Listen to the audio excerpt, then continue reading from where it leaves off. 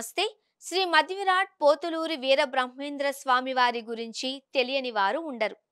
ఆయన దివ్య చరిత్ర, భవిష్యత్ కాలజ్ఞానం తెలుగు ప్రజల జీవితంలో అంతర్భాగంగా నిలిచిపోయాయి. ఆయన 8వ తరం వారసుడైన వీరభట్లయ్య స్వామి, వీరబ్రహ్మేంద్ర స్వామి వారి ఎన్నో అద్భుతమైన విషయాలను వెల్లడించారు.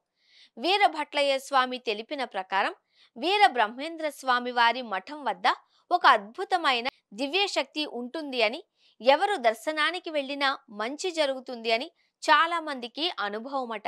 దీనికి నిదర్శనంగా ఆయన ఒక విదేశీ యువతి గురించి వివరించారు.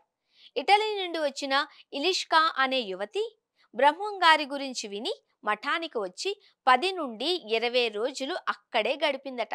ప్రతిరోజు ధ్యానం చేసుకునే ఆమెకు 3వ రోజున స్వామివారు దర్శనమిచ్చారు అని, పాలు పండ్లతో 3 రోజులు ఉపవాసం ఉండమని ఆదేశించారు అని చెప్పారు. ఆమెకు కలలో పింక్ రంగులో తేజస్సుతో చక్కని గెడ్డం, వెంట్రుకలతో స్వామి కనిపించగా ఒక చిత్రకారిణి అయిన ఆమె ఆ రూపాన్ని చిత్రించి చూపగా అది నిజంగా వీరబ్రహ్మేంద్ర స్వామి రూపమే అని ధృవీకరించారట. ఈ అనుభవం ఆ యువతిలో స్వామివారిపై అపారమైన భక్తిని పెంచింది అని వీరభట్లయ్య స్వామి పేర్కొన్నారు.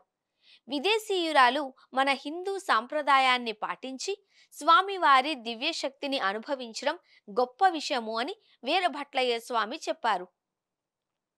మఠం వద్ద జరిగిన మరో అద్భుతం రాత్రిపూట గంటలు మ్రోగడం. మధ్యాహ్నం 12:30 నుంచి 1 గంట మధ్యలో స్వామివారికి పూజ, మహానైవేద్యం పెట్టి హారతి ఇస్తారు. గతంలో రాత్రి 1 గంట లేదా 1 గంటన్నర సమయంలో అదే గంటల శబ్దం వినిపించేదట. ఆ సమయంలో తలుపులు తీసినా తెరుచుకునేవి కాదు అని, పూజ తరువాతే తెరుచుకునేవి అని స్థానికులు వీరభట్లయ్య స్వామి తాతగారు, నాన్నగారు చెప్పేవారట. తలుపులు తెరుచుకున్న తరువాత తడి పాదాలు కనబడేవి అని, అంటే పక్కనే ఉన్న కొండలో తపస్సు చేసుకునే ఋషులు రాత్రిపూట బ్రహ్మంగారికి పూజ చేసేవారు అని భక్తులు నమ్ముతారు. వీరబ్రహ్మేంద్ర స్వామి సమాధిలో వెలిగే దీపం విశేషం. ఆయన జీవ సమాధి అయ్యేటప్పుడు స్వయంగా వెలిగించిన దీపం అది. అప్పటి నుండి నేటికి ఆ దీపం నిరంతరం వెలుగుతూనే ఉంది. ప్రతిరోజు దానికి నూనె, ఒత్తులు మారుస్తున్నప్పటికీ ఆ వెలుగు స్వామివారి దివ్య జ్యోతిగా భావిస్తారు. ఆ దీపం భవిష్యత్తులో కరెంట్ వస్తుంది అని, విద్యుత్ దీపాలు ఉంటాయి అని స్వామివారు ఆనాడే సూచించారు అని వీరభట్లయ్య స్వామి తెలియచేశారు. ఈ జ్యోతి కాటుకను ఆరోగ్య సమస్యల నివారణకు భక్తులు ఉపయోగిస్తారు. స్వామివారి జీవ సమాధి ఒక అరుదైన విషయం. ఆయన జీవంతో ఉండగానే సమాధి అయ్యారు కాబట్టి ఆయన సతీమణికి పసుపు కుంకుమలు తీయకూడదు అని చెప్పారు అని, నేటికి ఆయన సమాధిలో జీవంతో ఉన్నారు అని భక్తులు విశ్వసిస్తారు. ఒకసారి బ్రహ్మంగారి 3వ కుమారుడు పోతులూరు స్వామి తన తల్లి పసుపు కుంకుమలు తీయకపోవడం హిందూ సాంప్రదాయానికి విరుద్ధము అని భావించి కోపంతో సమాధిని తెరిపించారట.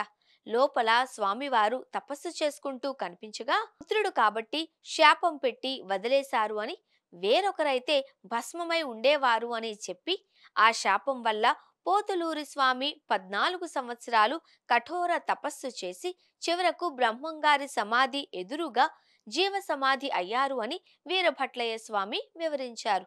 వీరబ్రహ్మేంద్ర స్వామి కాలజ్ఞానం విశేషమైంది. ఆయన 3,32,000 గ్రంథాల కాలజ్ఞానాన్ని రాశారు అని చెబుతారు. ఇందులో ఇప్పటి వరకు కొంత మాత్రమే జరిగాయని, ఇంకా చాలా జరగాల్సి ఉంది అని వీరభట్లయ్య స్వామి పేర్కొన్నారు. కరోనా మహమ్మారి గురించి ఆయన ముందే ఊహించి ఈశాన్యమందు విషగాలి వచ్చి విపరీత జనం చచ్చేను అని రాశారట.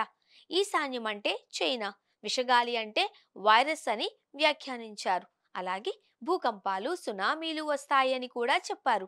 2005లో లాతూర్, మహారాష్ట్రలో వచ్చిన భూకంపం గురించి ఆయన భాద్రపద మాసం మందార వారమున శనివారమున 4:15 4 పక్కల 4 ఊర్లు అదిరినవి అని ఖచ్చితంగా మాసం, వారం, తేదీ, సమయంతో సహా రాశారు అని వీరభట్లయ్య స్వామి ఉదహరించారు. ఆయన మళ్ళీ వీర వసంతరాయలుగా పుడతారు అని, అప్పుడు యాగంటి బసవయ్య రంకె వేస్తుంది అని, తెల్లకాకి పుడుతుంది అని చెప్పిన సూచనలు కూడా నిజమయ్యాయి. ఇవన్నీ స్వామివారి అసాధారణ దార్శనికతకు నిదర్శనం. అటువంటి మహనీయుడు భారతదేశంలో, ముఖ్యంగా మన ఆంధ్రాలో పుట్టడం తెలుగు ప్రజల అదృష్టమని వీరభట్లయ్య స్వామి అన్నారు. ఆయన వంశంలో పుట్టడం తమకు పుణ్య సుకృతమని, ఆయన గురించి చెప్పే అవకాశం రావడం అదృష్టంగా భావిస్తున్నాము అని ఆయన పేర్కొన్నారు.